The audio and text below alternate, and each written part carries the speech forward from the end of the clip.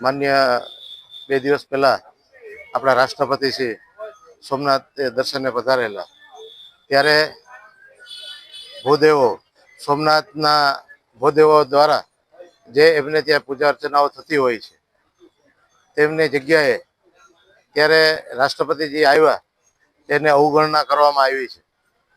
તો આ વસ્તુઓ છે બહુ દુઃખનીય બાબત છે કે ભાઈ રાષ્ટ્રપતિજી આવતા હોય ને આવો બનાવ બને એ પણ વ્યાજબી નથી. તો અવગણના કરવાથી આજે ભૂદેવોએ 2 દિવસથી અહીંયા સોમનાથ ટ્રસ્ટની ઓફિસે બેઠા છે. તો આજે વધારે કેવું છે કે સોમનાથ ટ્રસ્ટના સેક્રેટરી યોગેન્દ્ર દેસાઈ, વિજય ચાવડા, આ લોકોના અણઘટ વહીવટને કારણે આજે ગામ આખું હેરાન થાય છે.